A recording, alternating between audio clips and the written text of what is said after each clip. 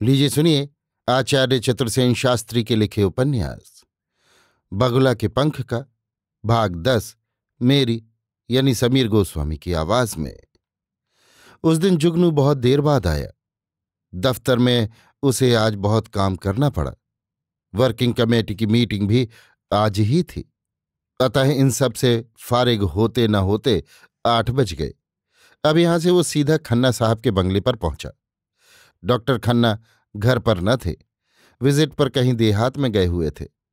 बहुत रात बीते उनके आने की बात थी।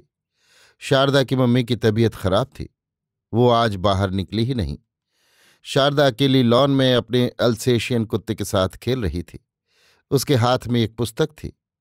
जुगनू ने फुर्ती से लाल गुलाब का एक बड़ा सा फूल वहीं से तोड़ लिया और हंसते हंसते उसे आगे बढ़ाते हुए कहा, देखो कितना सुंदर फूल है ये। तुम बड़े खराब आदमी हो मुंशी, तुमने इतनी देर क्यों कर दी? शारदा ने नकली गुस्से से मुंह फुलाकर कहा। उसकी आंखों से एक चमक निकल रही थी जो उसकी आंतरिक प्रसन्नता की द्योतक थी। जुगनू ने नम्र होकर कहा, मुझे अफसोस है, मुझे माफ कर दो मिस शारदा। आज दफ्तर का इतना काम था कि कचूमर निकल गया। नहीं नहीं, तो मुझे परेशान करना चाहते हो। खैर लाओ वो गजल, लिख लाए। लो ये है, इसके साथ 2 गजलें और हैं। शारदा ने खुश होकर कागज हाथ में ले लिया और कहा, ये तुमने नई शायरी की है? यूं ही कुछ तुकबंदी है। शारदा ने वो कागज पुस्तक में रखते हुए कहा, तुम किस तरह गजलें लिख लेते हो मुंशी, मुझे भी सिखा दो। मैं चाहती हूं मैं भी गजलें लिखूं। ये तो बहुत मुश्किल है मिस शारदा, तुम शायरी नहीं कर सकती। क्यों नहीं कर सकती? क्या मैं कूढ़ मगज हूं? नहीं नहीं, ये बात नहीं। हाँ, डॉक्टर साहब क्या भीतर हैं? नहीं, वे विजिट पर देहात गए हैं। उन्हें तो घर में बैठने की फुर्सत ही नहीं मिलती।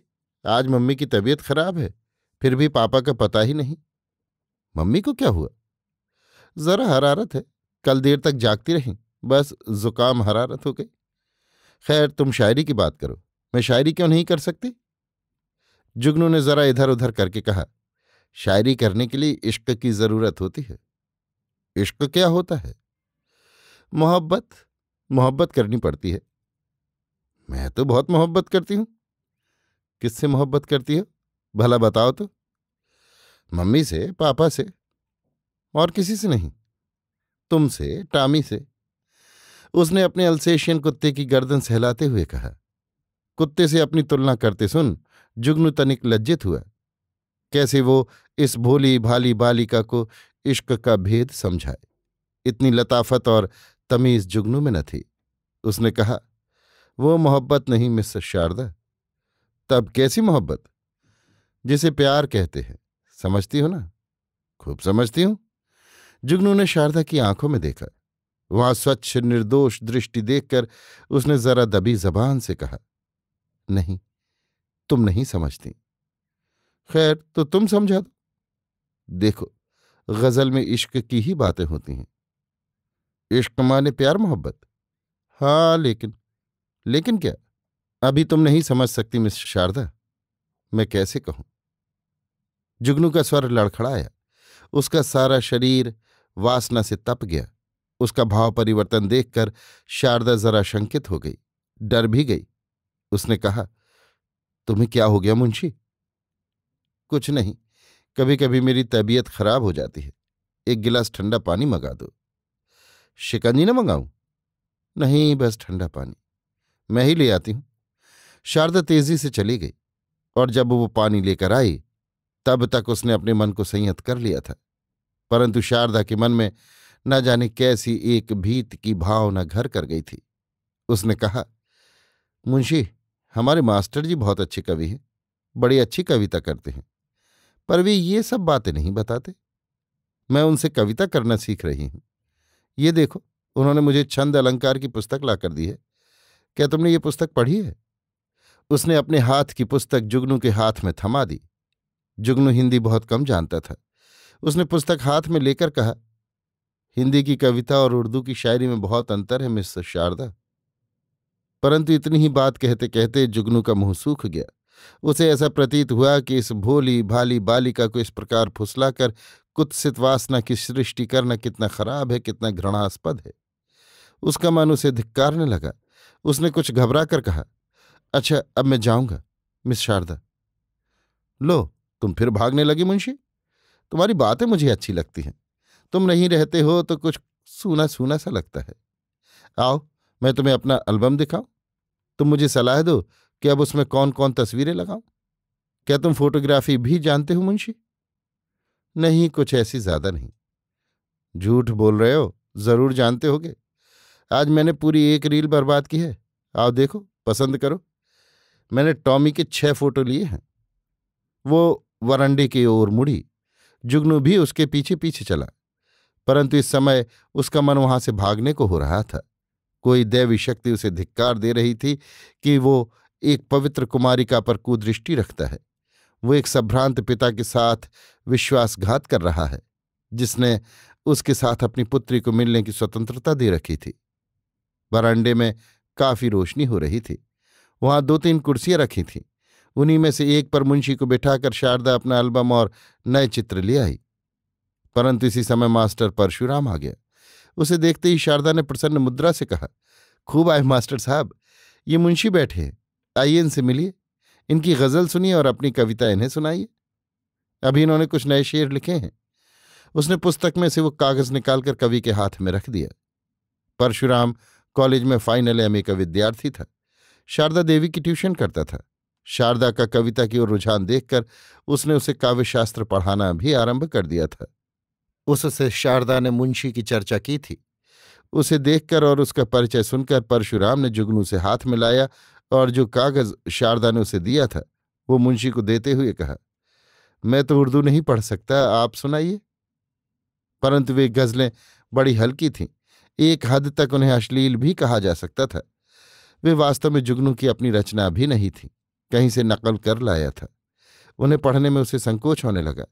उसने फीकी हंसी हंसकर कहा, कुछ ज्यादा अच्छी नहीं है, यहीं लिख लाया हूं। खैर सुनाइए तो। अब इस वक्त मूड नहीं है, माफ कीजिए। शारदा जिद पकड़ गई। उसने कहा, सुना दो मुंशी, सुनानी पड़ेंगी। परशुराम ने भी हट की। लाचार मुंशी को ये गजल सुनानी पड़ी। शारदा शायद ठीक ठीक उसका आशय नहीं समझी। उसका ध्यान मुंशी की लय और कंठ स्वर पर था। वो तारीफ करना चाहती थी, पर परशुराम की त्योरियों में बल पड़ रहे थे। गजल समाप्त होने से पहले ही परशुराम ने शारदा से कहा, शारदा, तुम जरा अपनी कविता की पुस्तक तो उठा लो। शारदा के चली जाने पर मुंशी ने पढ़ना रोककर कहा, शायद आपको पसंद नहीं आई। परशुराम ने कहा, माफ कीजिए मुंशी जी, आप एक शरीफ आदमी हैं। ऐसी हल्की और गंदी गजलें आपको लड़कियों के सामने नहीं पढ़नी चाहिए। ख्याल कीजिए, यदि खन्ना साहब के हाथ ये कागज पड़ जाए तो क्या नतीजा हो। मुंशी ने खिसियाकर कहा, लेकिन जनाब ये तो शायरी है। शायरी नहीं, बकवास है। आपको कब से ये शौक है? अब जब आपको पसंद ही नहीं तो इस बात को जाने दीजिए। परशुराम कोई सख्त बात कहना चाहता था, पर इसी समय शारदा अपनी कविता की पुस्तक लेकर आ गई। परशुराम ने उससे कहा, तुम्हें यदि इस समय फुर्सत हो तो पढ़ लो, मैं अभी 1 घंटा ठहर सकता हूं। कल मैं आ नहीं सका था। लेकिन इस वक्त तो मैं मुंशी जी को अपनी तस्वीरें दिखा रही थी। ये काम कुछ इतना जरूरी नहीं है, खोलो पुस्तक। वास्तव में परशुराम को जुगनू की वहां उपस्थिति अच्छी नहीं लग रही थी। एक ही दृष्टि में वो भांप गया था कि वो लोफर आदमी है। इसलिए वो उसकी ओर से एकदम आंखें फेर कर शारदा को काव्यशास्त्र पढ़ाने लगा। मुंशी ने जरा तैश में आकर कहा, तो मिस्टर शारदा, अब मैं चला। लेकिन मुंशी, कल शाम तुम जरूर आना। कह नहीं सकता, आजकल फुर्सत कम मिलती है। उसने शारदा को नमस्ते की और परशुराम की ओर बिना देखे ही चल दिया। शारदा ने कहा, आपने मास्टर जी उन्हें नाराज कर दिया। मुझे तो ये अच्छा आदमी नहीं प्रतीत होता। वो तो बहुत अच्छा आदमी है। वो कब से यहां आता जाता है? थोड़े ही दिन से। ठीक नहीं है, उसका आना जाना बंद करो। क्यों? परशुराम खुलकर और आगे कुछ कहना नहीं चाहते थे। उन्होंने बात टालने की नीयत से कहा, अभी पढ़ो, पीछे बताऊंगा। और उन्होंने पढ़ाना आरंभ कर दिया। पर शारदा अनमनी रही। उस दिन पढ़ने में उसका मन नहीं लगा। परशुराम ने भी और अधिक मुंशी की चर्चा नहीं की। परशुराम एक सच्चरित्र युवक था। वो एक लंबे कद का सशक्त शरीर का तरुण था। देखने में सुंदर न था, परंतु मेधावी और गंभीर प्रकृति का था। एक ही दृष्टि में उसने जुगनू की कुत्सा देख ली थी और उसने इस संबंध में डॉक्टर खन्ना को सावधान करने की ठान ली थी। जब परशुराम चले गए तो शारदा थोड़ी सुस्त होकर चुपचाप कुर्सी पर पड़ गई। वो मुंशी और परशुराम दोनों ही की बात सोच रही थी। मास्टर जी ने मुंशी को क्यों पसंद नहीं किया? वो तो बहुत अच्छा आदमी है। परंतु इसी समय उस मुंशी की वो मुखाकृति ध्यान में आई जो इश्क की चर्चा करते हुए बन गई थी, जिससे शारदा भीत और शंकित हो गई थी। एकाएक वो इश्क, मोहब्बत, प्यार, इन तीन शब्दों के ताने बाने में उलझ गई, परंतु वो कुछ भी न समझ सकी। उसका मन गर्म हो उठा। कविता की पुस्तक फेंक वो अपने कमरे में चली गई। अभी आप सुन रहे थे आचार्य चतुर्सेन शास्त्री के लिखे उपन्यास बगुला के पंख का भाग 10, मेरी यानी समीर गोस्वामी की आवाज में।